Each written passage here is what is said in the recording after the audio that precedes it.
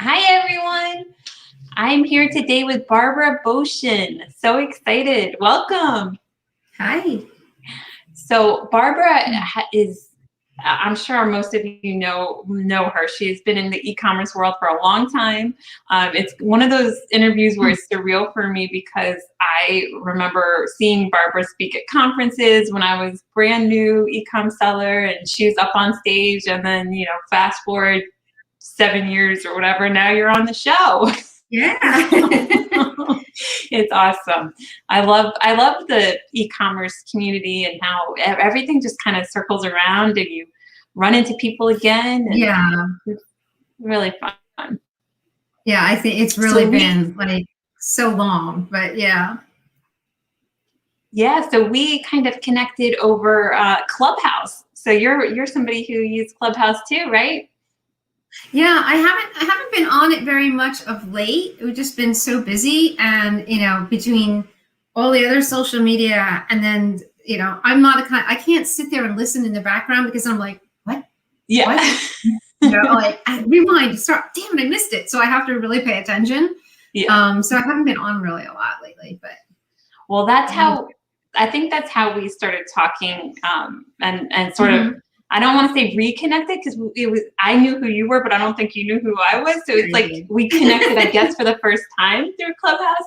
And that's what I love so much about that app. Like, I can't even tell you the amount of people that I've either met or re-met or, had conversations with and built. It's just such a great way to really have a connection. Like, once you have a conversation with someone, I feel like it just, yeah, I don't know. It came out like at an interesting time, right? Because we've all been in our little caves for about a year, and you come out a little bit, but it really was like a good point in time for it to sort of erupt and have everybody get it.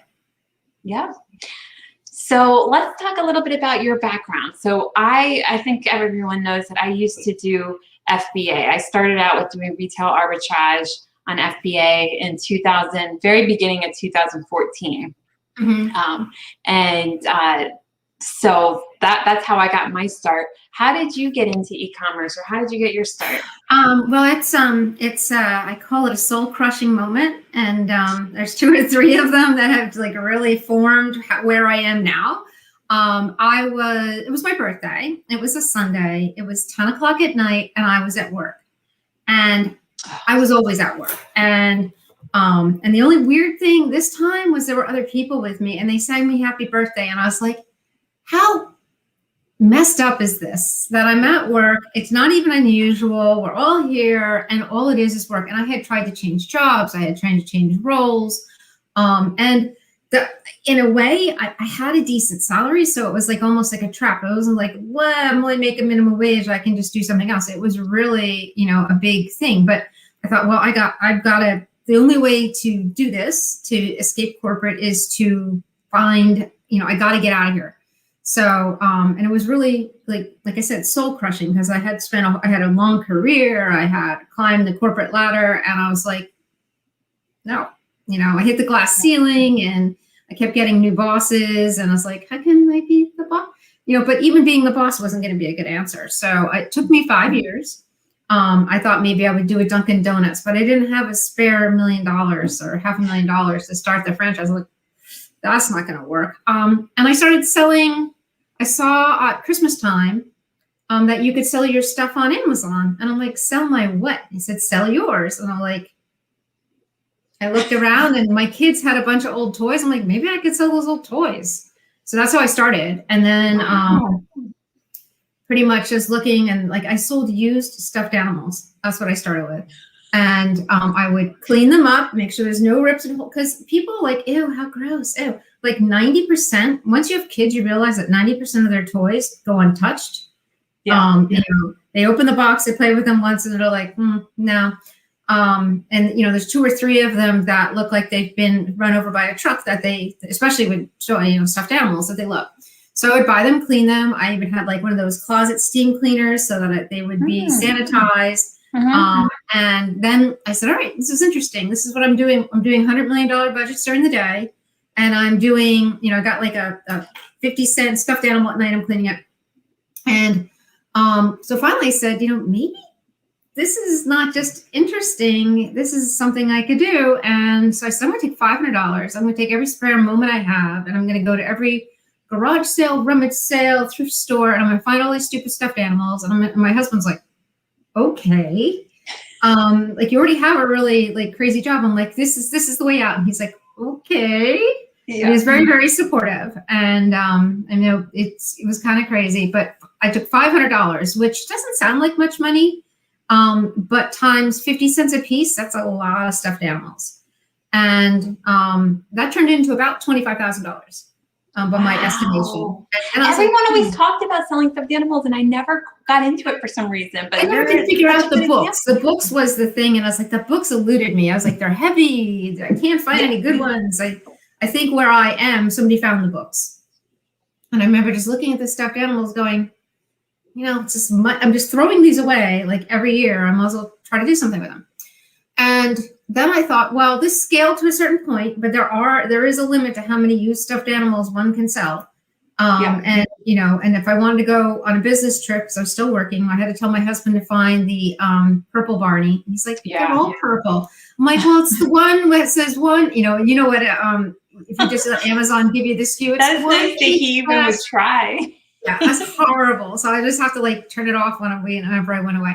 But then I started getting shoppers. I started doing RA, and then at my peak, I had 15 shoppers. And then I said, you know what? This works. This is replacing my income. I'm going to, and I had moved to a new job then. There was a merger or something, and I got laid off, and I knew I was getting laid off, and I got a new job like before I even got laid off. That was the big money then. That you could get laid off, and you're like, yeah, take me. I don't want to stay. I don't want to keep my job. I want the severance. Yeah. And the payout for my vacation, please. Initially I'd be like, keeping the job. I'm like, what am I, an idiot? No, give me the money. And so my last job, I knew they said, well, it's probably gonna be like 18 to 24 months, but you'll have severance and everything. It's just, we're an outsourcing company, so we're always outsourcing everybody. I'm like, okay, I can work with that. And that was my ticket to go full time. And then a year later, I got suspended. And soul crushing moment number 2. And if you've seen me talk before, I always talk about this, but it really was like critical. I thought I solved the problem. I was so happy. I had this thing, and it was a bit of a pain in the neck here and there, but it was working, and I didn't. And the best part is, I was so burnt out. I was so tired from working, so many hours, like literally, 80 hours a week. Under total stress. Like every time something didn't happen, they're like, can you fix it? I was like, yeah, this is, I was in finance. I'm like, there's only so much math I can do if you don't sell something. But when I got suspended, that was like, and I remember I was at we had a little table that I printed all the stickers out to go. Oh no, I scanned all the boxes the products into the boxes. I had ship and scan. Or scan and ship at the time, and it stopped working. And that's when I knew I was suspended. And I literally just sat down on the floor and then fell over sideways in a ball and just said, oh my God, what do I do now? It's so hard to get to that point, and you're like, oh, what do I do now? Like, oh. No, it's like, I guess I always thought, well, I guess I can go back to work. And it was like the most distasteful sounding thing to me. And I hired someone to I didn't know what I didn't know at the time. I didn't know that if you had a counterfeit and you gave them a receipt and they said, it's okay, you're fine. It didn't really mean that. Or if you had a used sold as new and you showed them all their receipts and you showed them that you bought it new and they said, okay, but it didn't really mean that. Okay. I hired someone to reinstate me. I got reinstated in 24 hours. Wow. But it took them 3 weeks to read the email. So once they read the email, they're like, oh, you're fine. This is nothing. And I'm like, 3 weeks ago, that would have been better. But it was good that happened because it changed the way I looked at everything. I was like, all right, I was brought up to be responsible. Like, if you're in a car accident, it's probably not always all your fault, but it's probably some of your fault. Maybe you're running a little too fast. Maybe you were playing with the radio but the other guy cut in front of you, but maybe, so I took ownership, said, what happened here that could be my problem?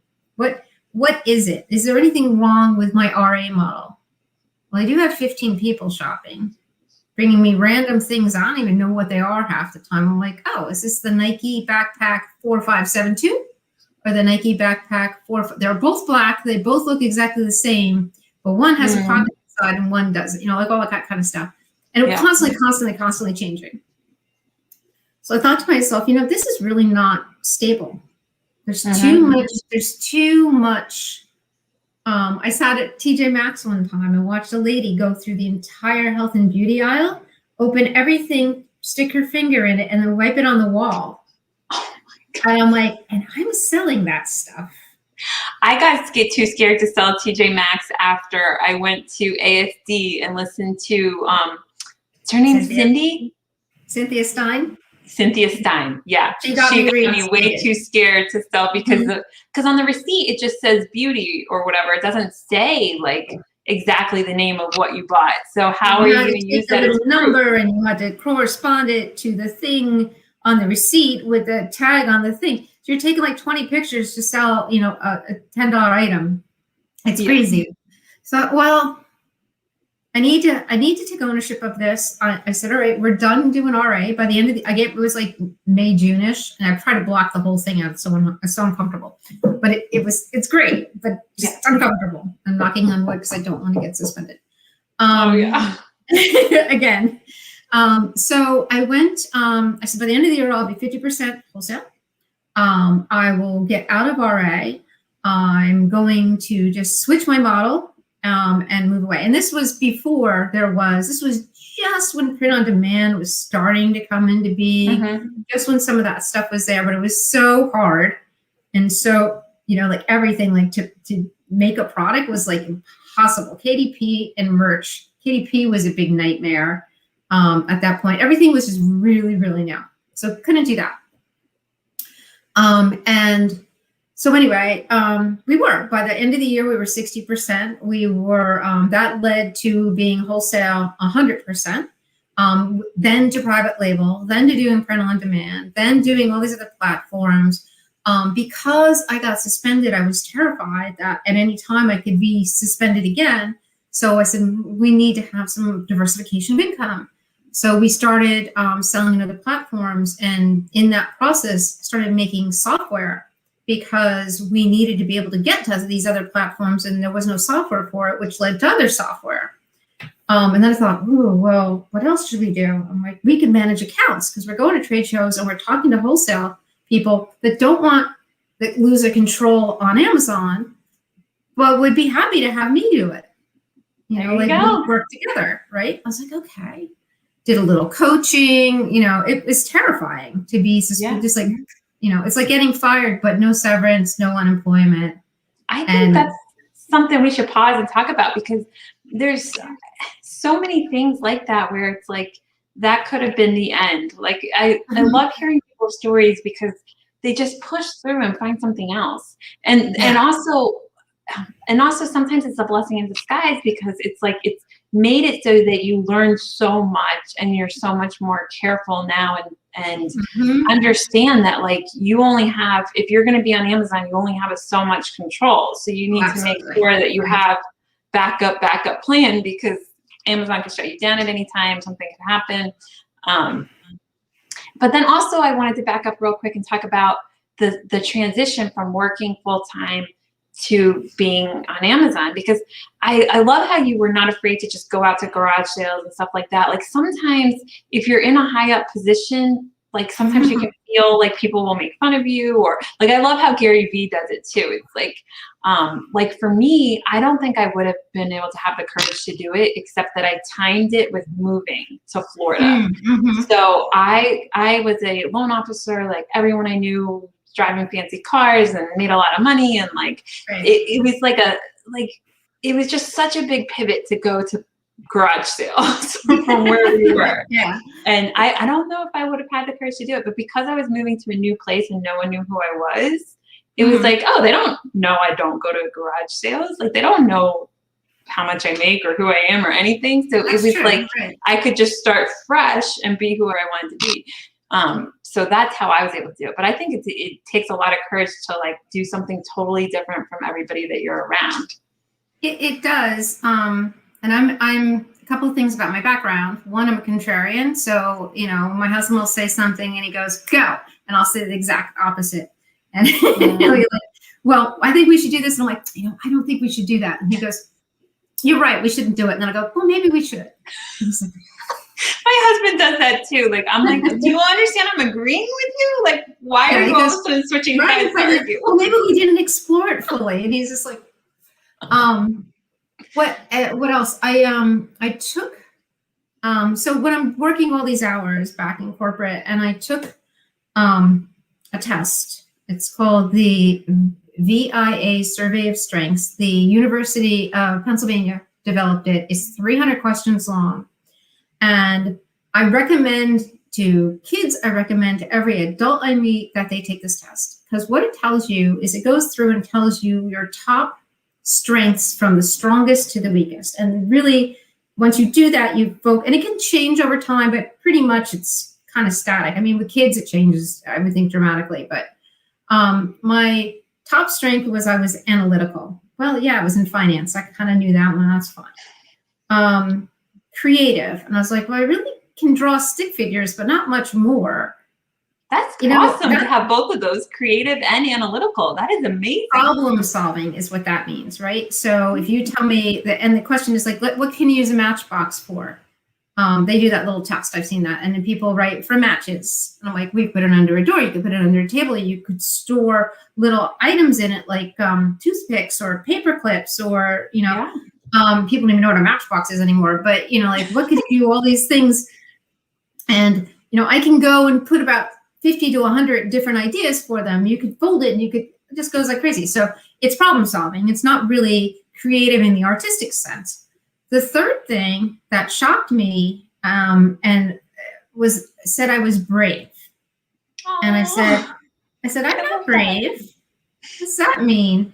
And I'm like, I'm not. I was like, so I'm thinking, well, it doesn't mean you're smart. It just means you're brave. And I'm thinking, trying to find a negative to brave.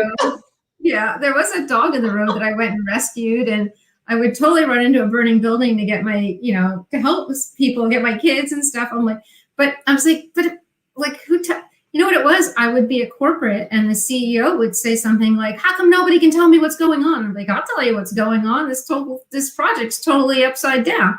What? And I'm like, well, it is, and he goes, why? And I'm like, because you made 2 rules that don't make any sense. And he goes, and everybody's like, look at it like, oh my God, she's going to be in trouble. He goes, what rules did I make? I said, you said we couldn't sell to, and it was a travel company, said we couldn't sell this to anything but airlines. How are we supposed to make $7 million if we can only sell to airlines and travel aid? And he goes, oh, good point. But that could have gone terribly wrong too. Most people just sit there and go, okay. It's being brave. But doing Patty's asking. Hold on one second. I just want to say hi to everybody that's in the chat. Hi, Cindy, Patty, everybody. And she's asking. Oh, and say thank you, Patty. Okay. I'll type it in the chat. So could you repeat my Jersey accent? So for anybody listening to the replay, she's putting the link in the chat for the what do you call it? Personality test or? Yeah, the survey of strengths. And to me, it was just really helpful because these are things I didn't know about myself and recognizing myself. And it gave me a lot of strength because I think most people don't know themselves. Like we're all still the same kid we were in high school, maybe a little older, a little taller, but we're all that kid, with the teeth are too big, or my brain might have a big smile, but at the time my face was a lot smaller. It was all these different things, and it really gave me. My nephew did it, and he came up with an obviously entirely different skill sets than me. And we defined for him as like, you really should be working for FEMA. I said he loves structured organization stuff. High, things that he knows I got to do this, and this, and got to get it done really fast and get it all, squared away. And and he's an ex-Marine. I said, you really should be doing this. And he goes, wow. Yeah, but, there were some reasons he didn't pursue it, but, he ended up in a very similar job. He needs to work in a team. He's not a solo person, and that's fine. I think it's good to learn that, because I think I'm starting to find that with myself even, like, it's been an interesting ride for me going entrepreneur. It has not been smooth sailing at all. All over the place. And especially 2020 really made me realize, like, I don't know why I'm not around people more. Like, I was a salesperson. I'm literally a salesperson sitting at home by myself. I mean, this makes no sense. I know, and it's like some people I need a lot of alone time. And I know from 2020, a lot of people learned they don't like to be by themselves. They don't like to be home alone and working alone. It's too flat. Yeah, right? Like that's the whole thing. The great thing about being an entrepreneur is you can figure out ways to like fit in whatever you need. So that's where like this YouTube channel comes into play and things like that. Like at least I can always have interesting conversations with people and find great people to learn from. So that kind of helps. But it's like I might have to talk to you more or somebody more to figure out my life a little better, to fit in a little bit more of the things I'm good at and take away a little of the things that I'm not. Because it's this learning curve of like it is. It's a shocker because you don't I like to do analysis. There's a lot of downtime, right? I like to get into the numbers, or I like to get into I love to source. I love to do my problem is I know what I love, but I don't know how to make it like the only thing I have to do. It's like, I love children, but I don't want to change diapers, kind of thing. I love, if someone does this, I can give you 20 ideas of everything else you can do with that thought, right? I'm really good at product extension. I'm really good at thought extensions. So if you're saying like, I made this, and like in the real product world, not print on demand world. I was talking to somebody, he goes, yeah, I have this black plate that I sell and it's always out of stock. I can't, and these people are playing with the price. And I said, well, is it a good seller? He goes, yeah, we sell like 10 of it a day. I'm like, that's pretty good. I said, do you ever think about making a red one? He goes, what? It's not mine, it's the vendor's. I'm like, just go ask the vendor if he'll make you a red one, and then you'll have plenty and you'll be the only one with the red one. You can control the price. You can add all kinds of optimization. And he goes, what? He did it. He came. The next time I saw him, he goes, make a red and a blue one now. And they're selling like crazy. I don't even carry the black one anymore because the price is so messed up. And it's just, that's what I would love to do. But how do you just get to do that? Yeah. And still eat? But I'm working on it. There you go. That's what I want to do. Maybe more coaching, but. I'm like, how can I just talk to people all day? Like, yeah, that would be great. That would be fun. I'm like, I need to fun. Ask Oprah how she did it. Like, you make money from talking to people all the time. Yeah, she knows how to ask really good questions. Anyway, well, but so then, I'm sorry. Go ahead. No, I was just gonna say. So, I'm sorry I derailed you that whole way, but so let's get back to the story. You found out that you got suspended, so you were able to get your account going again, and then you built forward. I love how you just were like, we're not doing RA, we're going to go to wholesale, because it's hard to just change your business model, but you have to be able to pivot and do things like that. It's really important for all kinds of reasons. It could have been any various things that happened to make you need to pivot. So tell us that process of what did you do with the 15? Wholesale was super really hard because RA, you go out and you can find 10 things, 20 things, and you'll send them in and of the 20 things, 15 do well, 3 do okay, and 2 you get burnt on, right?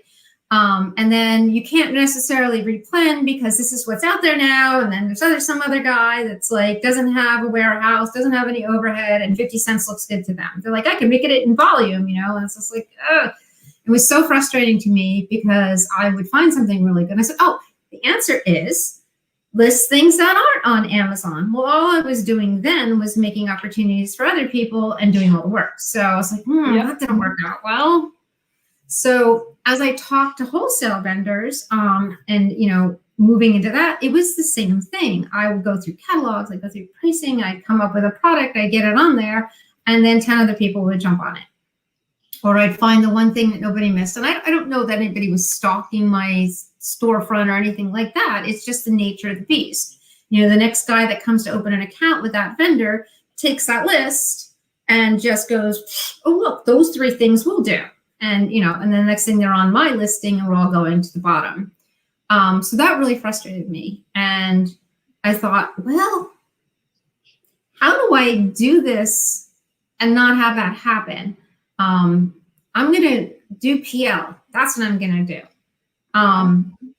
Oh, no, the first thing, that was right. What was the first moment? Before I did PL, I said, what if I could just get anything? And I was so desperate because, you know, back here is this noise of me having, where's my hand? Back here is this noise of me having to go back to corporate, and I'd pull up a job description and it'd be like, you know, a self-starter. And as soon as you see self-starter or self-directed, you know, that means like 80 hours worth of work. It's like, we're going to give you a bunch of stuff and you're not going to have, and you need to get it done and do whatever it takes, not in 40 hours and whatever, you know, and then, and I'm my own worst enemy because I want to solve problems. I don't want to just go, hey, this is the answer. Might have had an easier life if I did that. But anyway, so I would explain to the reps that would come see me in my little teeny tiny little warehouse. And I explained to them about Amazon and how, what they had to sell me didn't work. I said, well, you know, it's, you buy it for $10 and on Amazon, it's $14. I'm like, yeah. I said, so Amazon takes like $2.10 of that, takes another $2 and something to ship it. I had to ship it into them, and I got to have something for the time. So I'm underwater before you even deliver it to the warehouse with shipping and everything. So she's like, oh. So she would ask to come and show me all the stuff. And it's like, don't want to see anything because I know there's nothing here. Come talk to me and I'll teach you Amazon. And then maybe you can help, you know, some of your clients and you can learn more. And she's like, okay. And we looked at some things and I told her why this didn't work and that didn't work. And she called me one day and said, can you be in New York at 9 o'clock at Toy Fair in our booth? And she says, we have a special list. I've explained what you've told me. I've explained over and over to my management, and they've come up with a list just for Amazon sellers so you can have your own product or products. You can buy more of them. I'm like, okay. So I went there and I had to buy 1,800 of this own product that I would have for myself. And I went home and I told and I did it. I did some numbers on I think I had my computer or my phone, and I was like, okay. And like I threw my chip on the table. It's fine, take my money. And I went home and told my husband, I just bought a bear with a broken leg. And he goes, what? I said, yes, I bought 1,800 of them. We can't even give them away as presents if I'm totally wrong.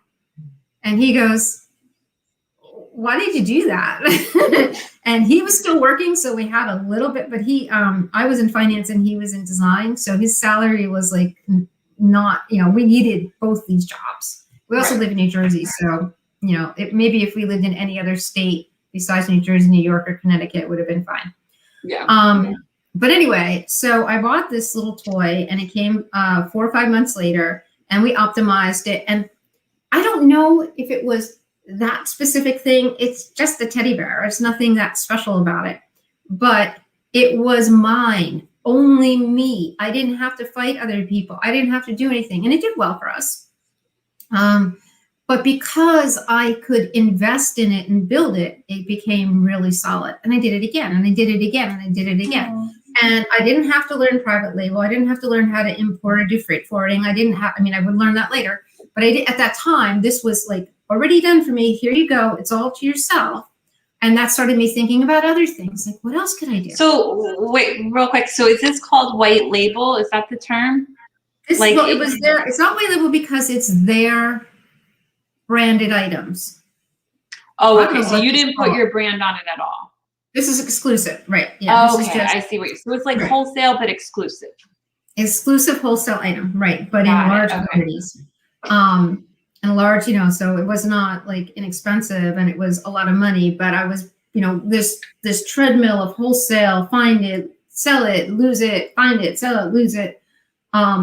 Where wholesale started getting really good for me though. Now this was in the beginning, like I didn't know anything. And the first time I went to a trade show and went to talk to a vendor, I thought I was going to throw up because I'm like, oh yes, I'm a professional. I'm a professional seller. I'm so good at this. And I'm like, if they only knew that I don't know practically anything, and I'm just doing the fake it till you make it. I'm trying to stand up tall, and I ask a question and I be quiet. Oh, this is lovely. What is this? And I'd be quiet. Never led with Amazon. It was funny. One time I was at a trade show and I'm talking to, and now I'm learning that I can start to do white label, right? Because I figure out more about private labels maybe a year after the teddy bear thing.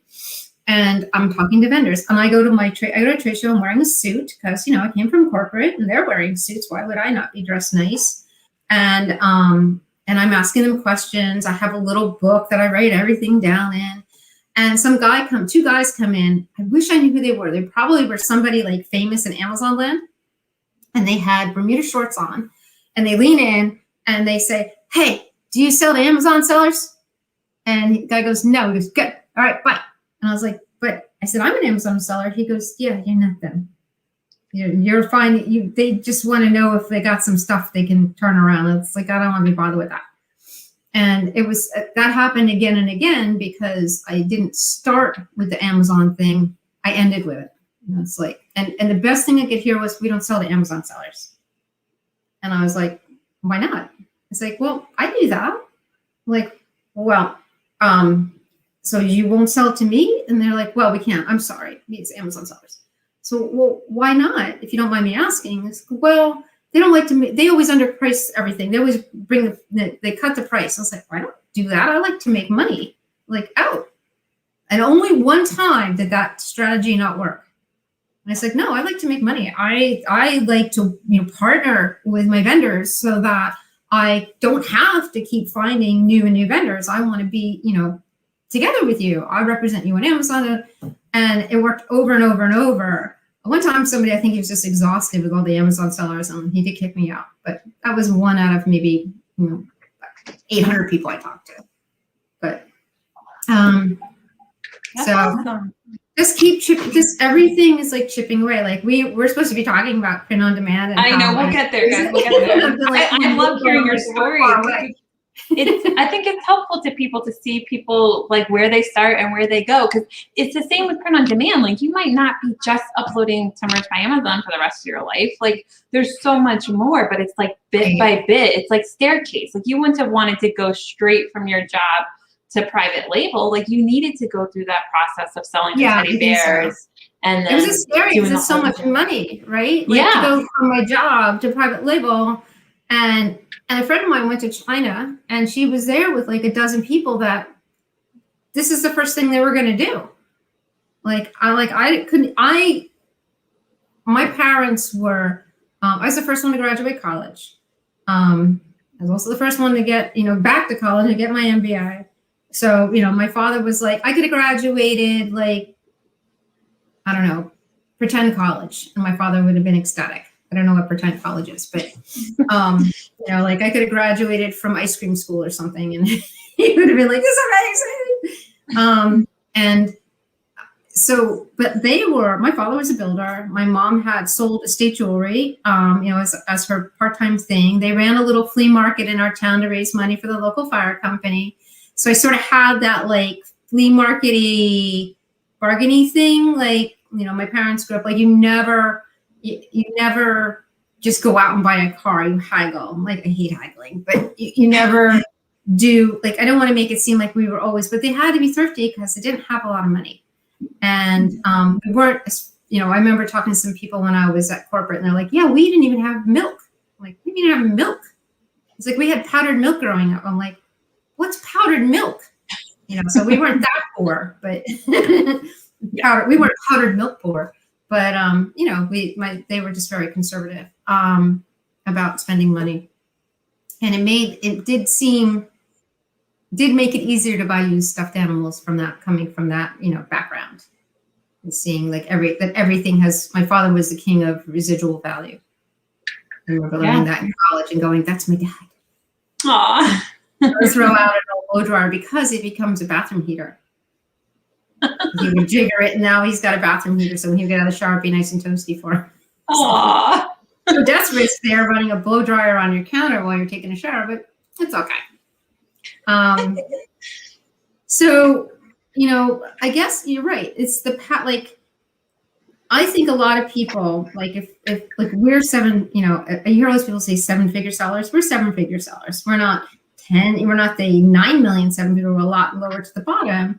But I think more importantly, it's that we haven't always been. It was a process of making a lot of mistakes, some of which I still own. Making a lot of pivots, finding things that work, and really doubling down on them. And working hard. That was another one of the things I think that my skills is I work really hard. Again, not always smart, but hard. And I think if you're willing to put the time in, you put the energy in, you can do it. You know? Absolutely. And did you have to work some of those 80-hour weeks when you went on your own too? Yeah, but it was the difference. So different though. Yeah, the difference is it was for me, and I could pick what I did, and I didn't have like a CEO coming going, hey, I have an idea. I need you to do this analysis that, like, I think we're going to do this, this, and this. Can you make an analysis that supports my assumption? Oh, and I don't, and you don't have to stay late because I don't need it till 10 o'clock tomorrow morning. I'm like, you know, it's 5 o'clock right now. And I can't just whip that up in an hour. Like if something is happening, like it's your birthday or your kid's birthday or whatever, you can stop and celebrate and then work hard another day. So it's so much more flexible. Exactly. So much like flexibility. You know, that's what I bought with, I don't know, we're trying to move more things out of touching. So this year is our big print on demand year. Perfect, guys, we're at print on demand. Sorry, 38 minutes in, we hit it. Travis is saying hi to both of us. Hi, Travis. Speaking of which, another Amazon seller, but now we're getting everybody excited about print on demand. So yeah, I'm really excited. Talk about print on demand. So how'd you get into that? What are you doing with print on demand? Well, I did, like when it first came out, it was the shiny red button, and I started doing all my merch shirts, and I realized, you know, I still had I have my new day job, right? So I was doing that, but I realized that for me, unless I figured something out with that, at that time was a numbers game, and I didn't have the time for the numbers game, right? So the trendy shirt, the thing like that, and I wanted to build something. If I was doing it, and it took me a while to figure out what that would be, that was a business that had a basis, right? So Travis, I'm not going to say what, I want to divulge what he said on when I was interviewing him, but basically you want to find something that is, when you make a set of designs that are integrated, so you can do pillows and bed sheets and curtains in a design set, right? And you market that as a product, not as the latest cool phrase t-shirt. So while we did okay with merch, we did it for a while, what I ended up using merch for, as I started going around the country and speaking, was to make my print on demand products to hand out. So I made my merch. One of my biggest sellers was my own merch shirt that I would use, that it said, hustle, it's what we do. And it was a t-shirt that I handed out when I spoke. I also made books that you, on KDP, and the books are trade show journals. So when you go to a trade show, like I said, I would go to talk to them. I had a book that told me every question to ask and take notes, because I found when I left the trade show and went home, without that book, I had a bunch of cards with like tiny little scribbles on the back that I couldn't remember what I talked about because there was no room to write anything down. So I made a book that, I don't know if I have one here. Oh, I think I do. Oh, and hi, Mike. I see Mike is saying that he's here. Hi. And Cindy's saying she loves the conversation. So I made this book. Can't say. I can't do it backwards. Yeah. And what's in it, as you can see,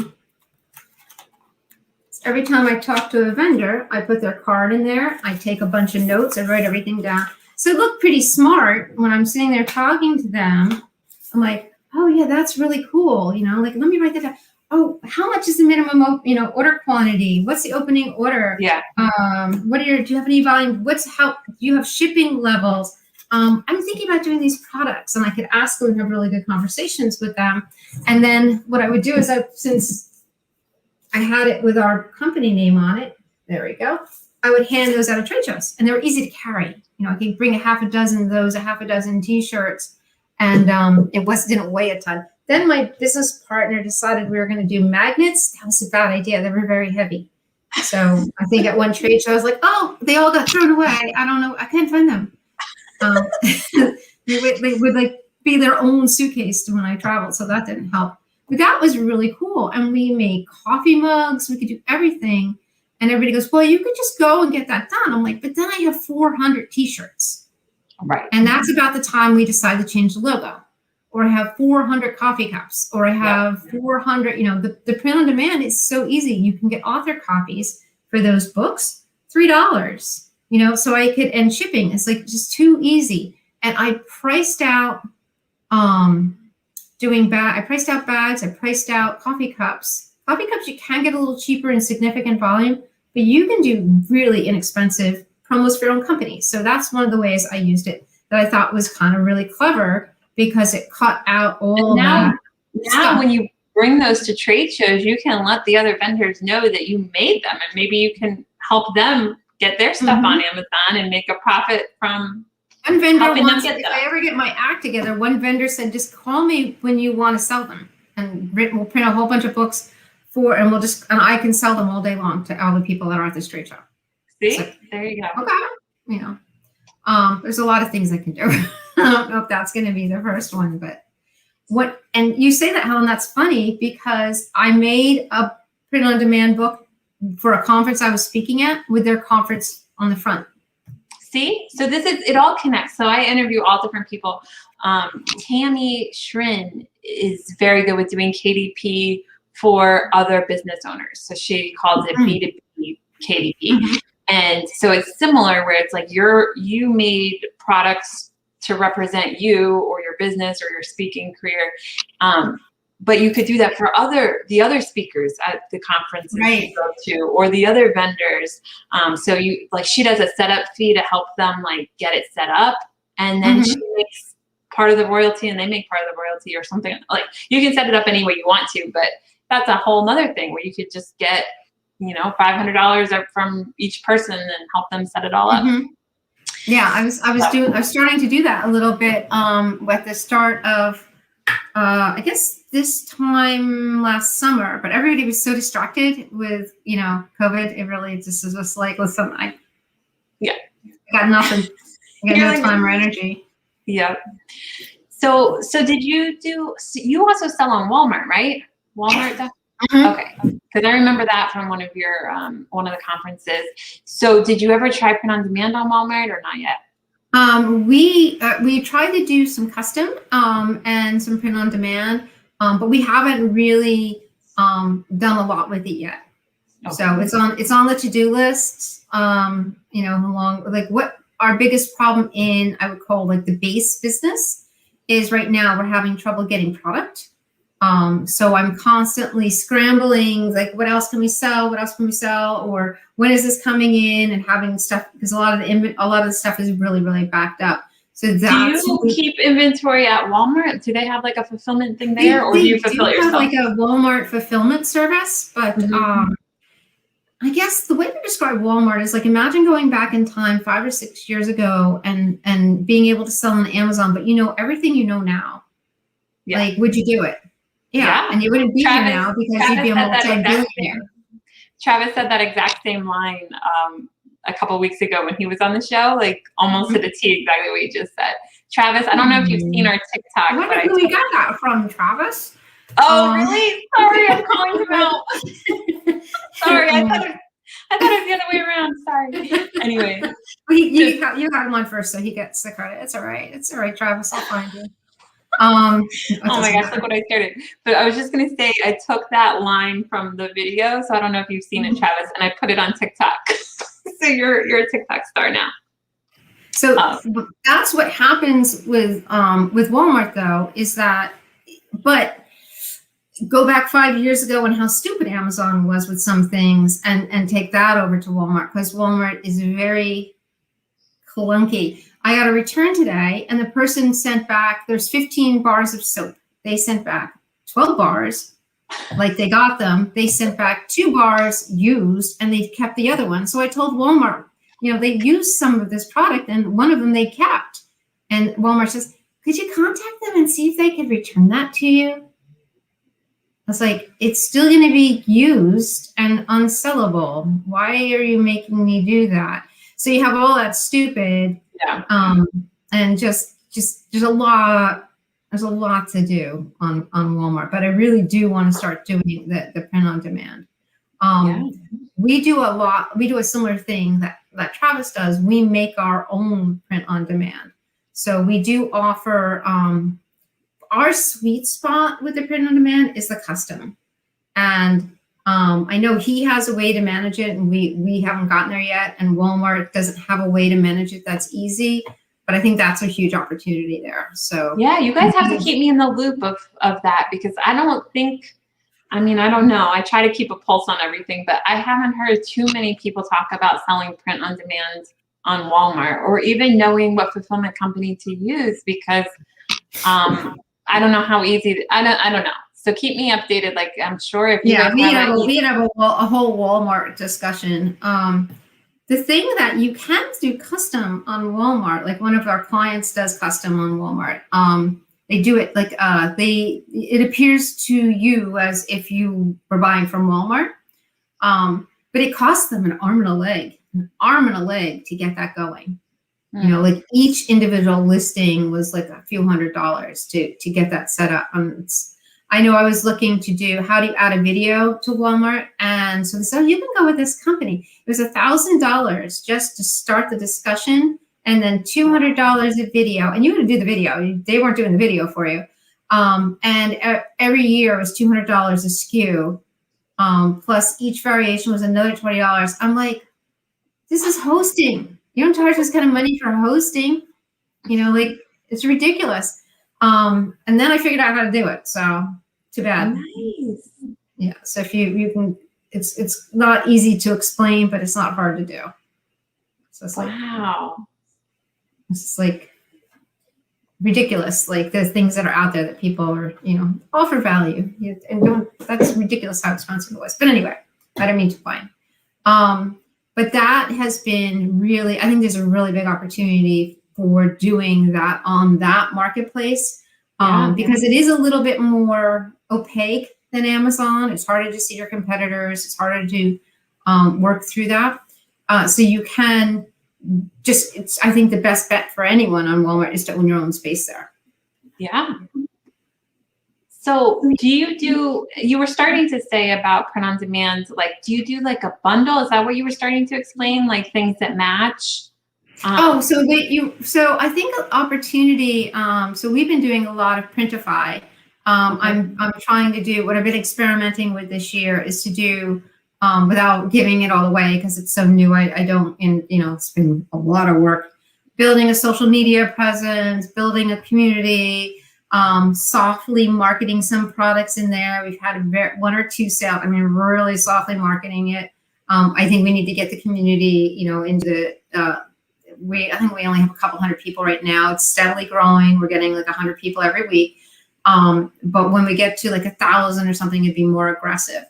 But in doing that, I realize that there's a lot of opportunity that people, when I go on Etsy and I see the print on demand there, or I go on different places, Zazzle, things like that, people make a pencil case.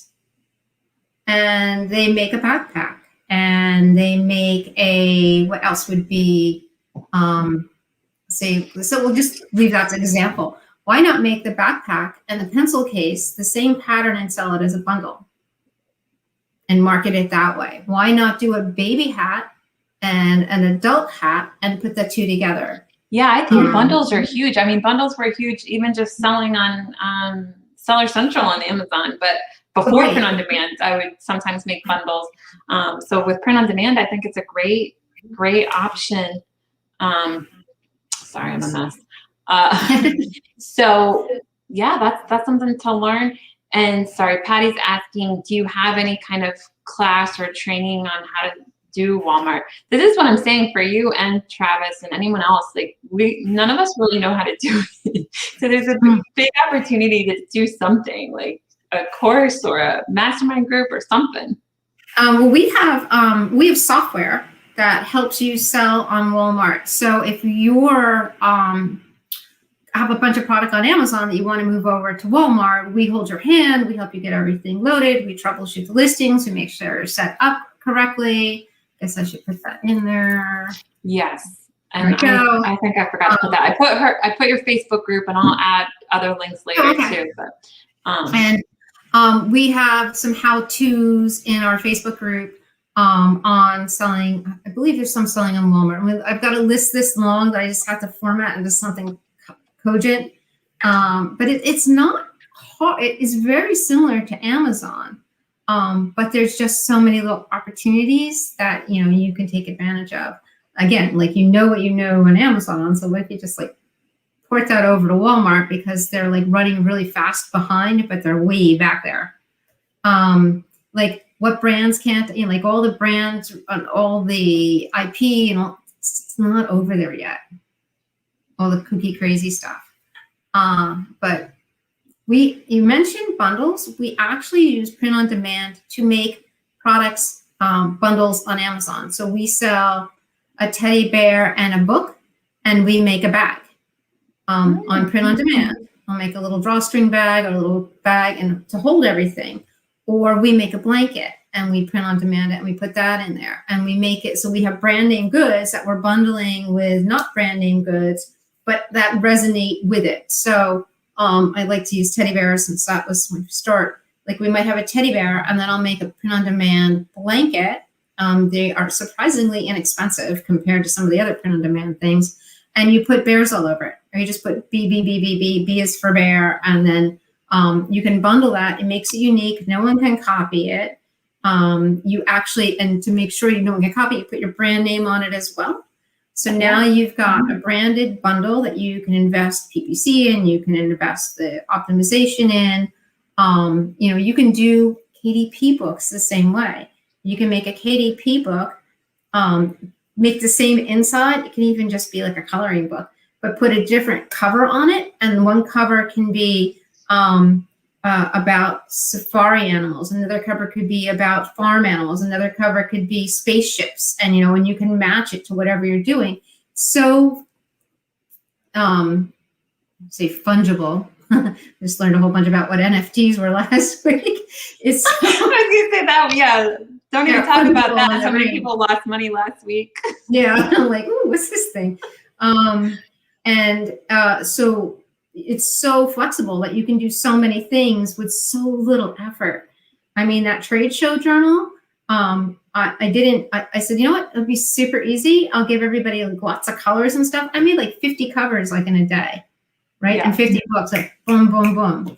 So simple, so easy to do, but it's a cheap, easy way. You can go get books printed, but you have to get hundreds of copies. Yeah. Right. What if that bundle doesn't work? I don't want hundreds of copies of this dumb thing around. You know, I made a coffee cup once in real life. It's a disaster. Yeah. So. Yeah. Patty's saying that she thinks she met you at Ecom Chicago. Were you there? Oh, that was where I made the vendor book for the trade show journal for Ecom. Yeah. Perfect. So I'm not going to do it this year. I was there. I don't know if I was there. Did I saw you this time? I don't remember, because I remember talking to you from Clubhouse, but I don't know if I talked to you at the conference. Do you remember? I do. I mean, it all runs together, but I do. It all runs together, right? Because I did speak at Ecom Chicago.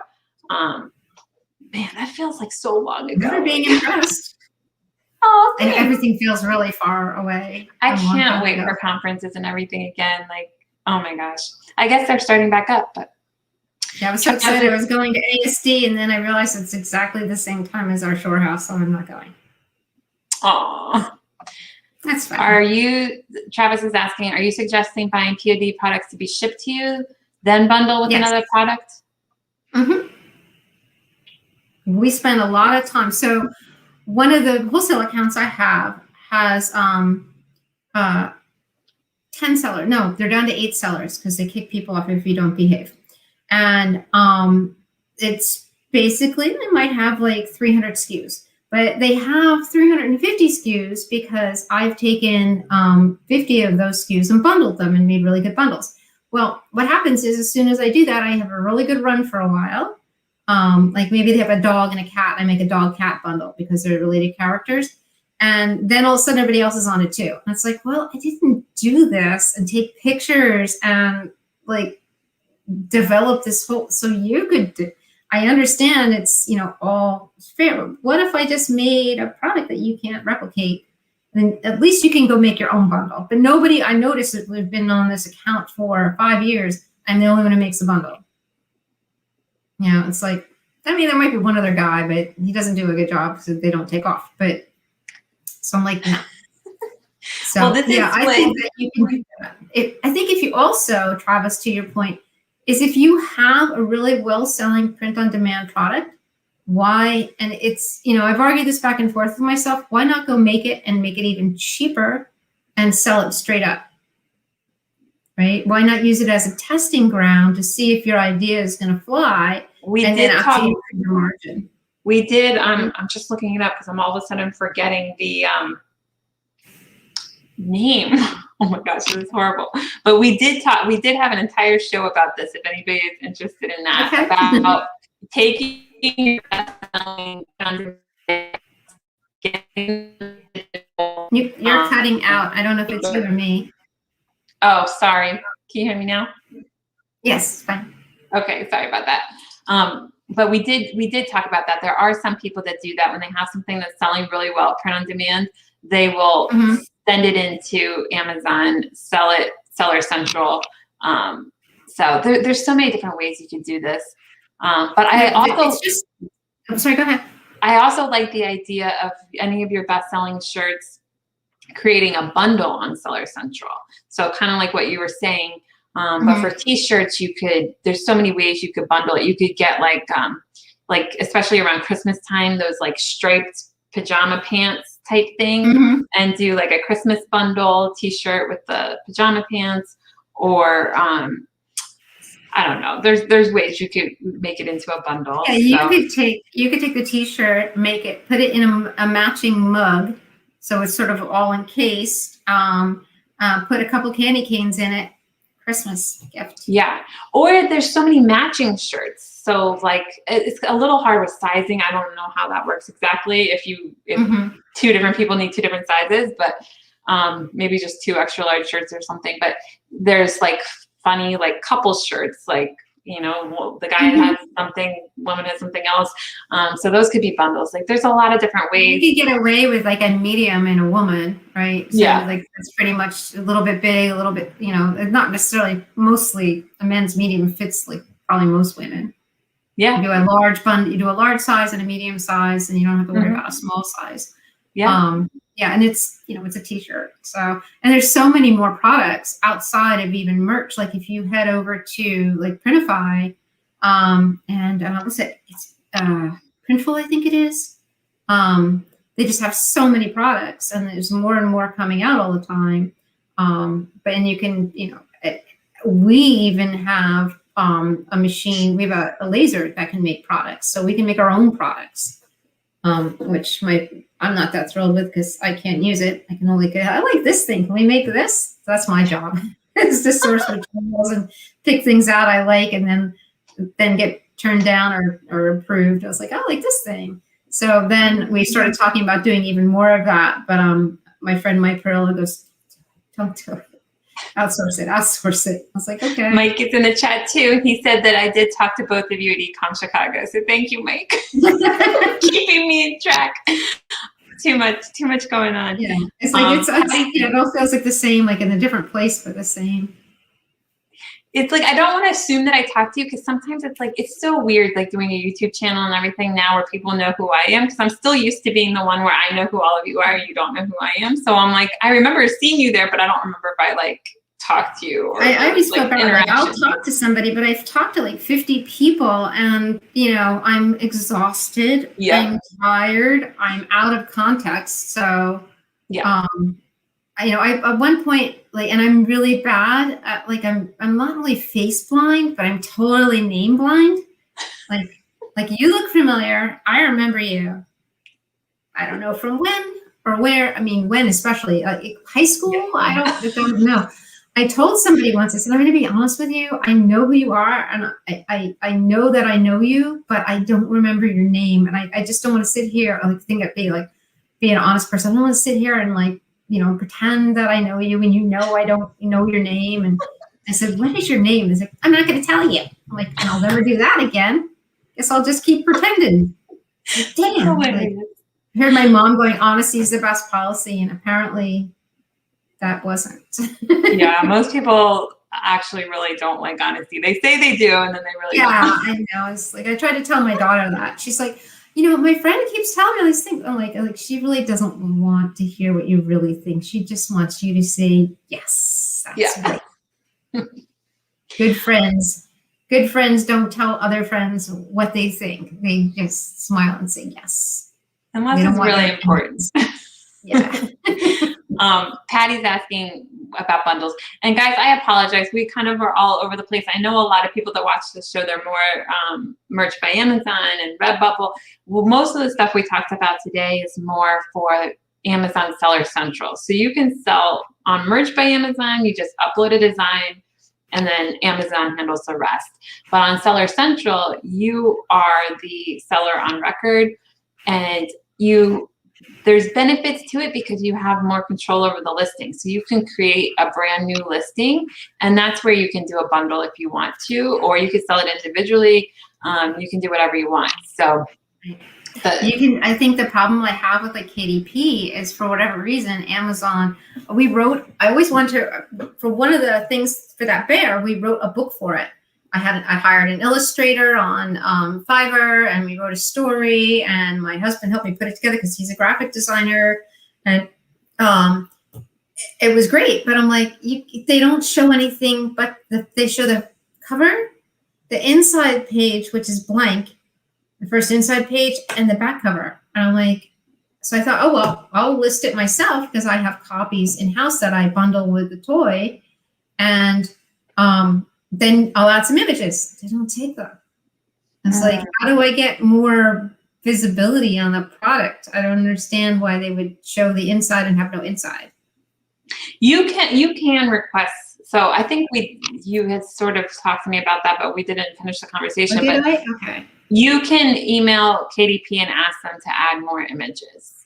Oh, okay. Because it's like, they're really cute. I mean, I don't expect this. It's not my intent to sell the book on Amazon. It's actually the bundle.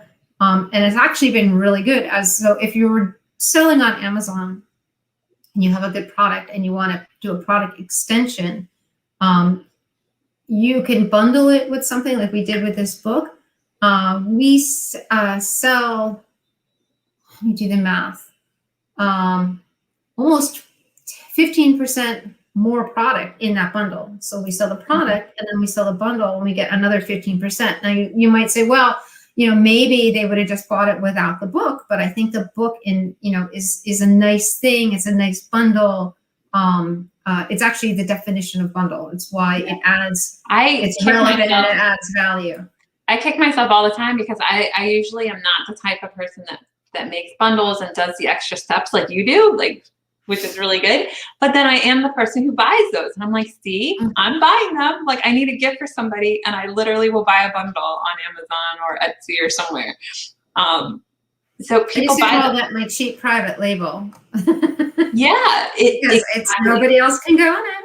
That's exactly what bundles are, cheap private label. That's exactly what it is, because it makes it unique. So it's just yours, especially if you add something like a print on demand or something like that, that they can't just go buy at Walmart or something. Like if if they can't get the product at all, right? It's not like they can go to the vendor and take the green and the blue and make it together. Right. They can't grab it at all. So I mean, that's sort of like the founding of why we started the Facebook group. I started it thinking like, I've got all these cool ideas on how you can go over there and be a contrarian like me and be away from the crowd, and do private label. I call it easy private label, without it being just putting your name on a product. It actually is unique. So there's all kinds of ways that you can do that and have your own space, which is Probably. I mean, there's big people out there and they can compete. I mean, a lot of the sellers that I compete against, when it's not a bundle or it's not exclusive, something like that, they'll kill you for 50 cents. They'll go underground. They'll go underwater to get you off the listing. And I'm like, I just don't want, I don't want shifting sands. I don't like confrontation, even though it's not really confrontation. But, I just want to have like a place.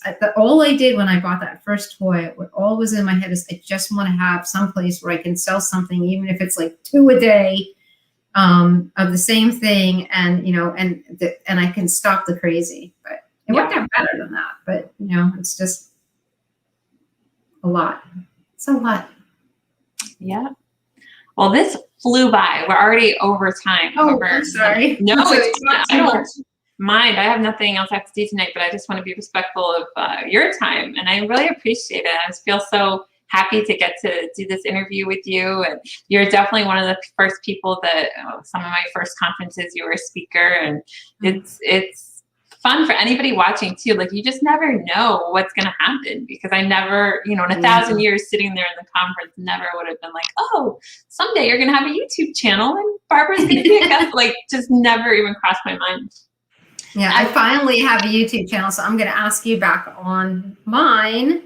I was like, nah, but I said, what? I'm learning what it was. We've only done probably maybe 15 so far. We started doing it when we couldn't do our meetups anymore. And we were having these really lame online Zoom meetups. And I was like, this is horrible. How are you doing? How are you? It was terrible. And I was like, you know what? We're here anyway. Let's do some content.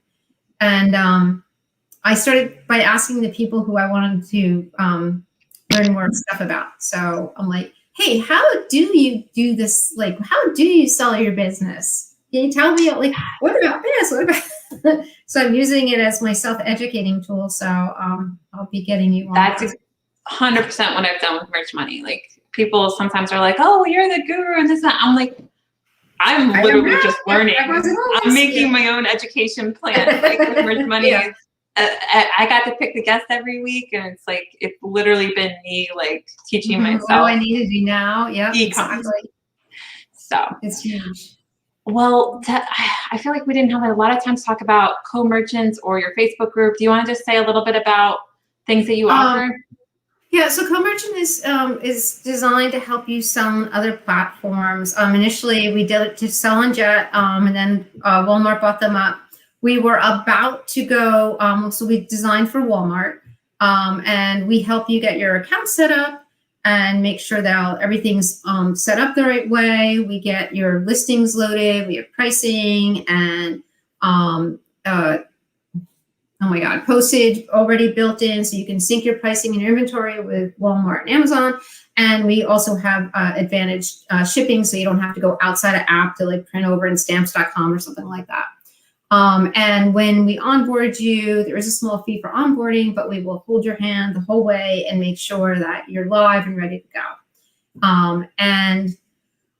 We also have another software. If you sell on Amazon, it's called EasyKey. And if you're an RA or a wholesale seller, you don't really spend much time optimizing your listings. So EasyKey does it for you. So instead of going to Helium 10 and doing that by hand, you can just bring your listings in, run the software. It tells you all the keywords you missed that your competitors have. So for example, like shower gel gets like 25,000 searches a month. But if you just add the word body wash, you would get 250,000 searches a month. That's what you would be considered as part of the consideration set. Wow, I didn't even know about that. That's awesome. Yeah, and then you just press a button and it posts it into the search terms in your listing, so you don't even have to cut and paste, which was the big thing for me because it was so tedious. We do a lot of very in-depth optimization on our private label, but if I sell pickles, I'm not going to optimize pickles because we could go right to the bottom with it. So the opportunistic stuff we can do a lot with that. And when we were doing RA, I never had time to do anything, so that was huge. And then the Facebook group was started like I said before, we started Amazon exclusive, and it used to be custom and exclusive, and eventually it'll be e-com exclusive. but we're building it to help people find that safe space. It's a safe space, but not like that. It's just like, you know, whether it's helping people get started with wholesale, helping people get started with private label. I sort of see it as a group, like when you do RA and you've had it and you want to start getting your feet wet into wholesale, you can move up through there. We talk a lot about how to do wholesale, how to talk to a vendor, how to do private label. The admin is Brenda Sanford, and she knows been doing private label forever. She's doing it when you got on a plane and went all over the world and went to she goes to all the factories. She doesn't just go to shows. So she's super knowledgeable, and it's just a great place to be to learn about kind of stuff like that. So it's been fun. Thank you so much. So guys, definitely join that group, and then you can ask questions in there. And Patty had a question: does Walmart print and fulfill our products, or do we use our own POD? They do not have POD at all. So if you want to do POD, you got to do a couple things. So one, you will need to be able to ask them to give you a exemption, right? So you don't have to fulfill so soon, and you've got to tell them why you need it. So be creative, like, oh, you know, we make all our own products and we need some time to make them. And then you tell them what categories you want them in, and then you have the time for POD to fulfill, because otherwise you'll be caught flat-footed, because we all know, like if you go to a Printify or you go, and you probably can't use merch. Probably don't like merch, but yeah, Walmart doesn't like Amazon. But yeah, it takes time for that to get done. So yeah, you have to do that, and then you have to facilitate taking that order information into the print-on-demand supplier. So would co-merchant help with that, or no? That's if you already, like, that's more if you're doing private label. Yeah, if you're doing private label, wholesale, RA, physical products. So if you own the stuff that would be in Seller Central. So if you had your print on demand in Seller Central, we could help you do that. Take that right over. So if you pre-print it, basically, if you have some shirts that are already printed and you can list them. Yeah, something like that. Yeah, because we can't read the KDP and know it's yours. We can't read the merch and know it's yours. It's actually Amazon's. Yeah. You're just a designer, essentially. All right. Well, this has been fantastic. Is there anything we missed? Anything else you want to say before we go? I have a couple things, but you'll just have to wait till next time. Oh, that's right. We never even looked at your slides. I'm so sorry. This was no. I already talked. I just used them for reference. That's not a big deal at all. But there were just a teaser. So if you want, you can come to my group and ask me what I didn't tell you, and I'll tell you. Oh, I like it. Bonus. Oh, that was sneaky. Yeah. Okay, bonus content. Go to Amazon exclusive Facebook group. It should be linked on Facebook and on YouTube, so wherever you're watching. Okay. Fantastic. Thank you so much. I had so much fun, Barbara. It was so nice to talk to you. Thank you for letting me babble on. It was great. It's so nice to see you. Okay. All right. Bye, everybody. Thank you so much. We'll see you next week.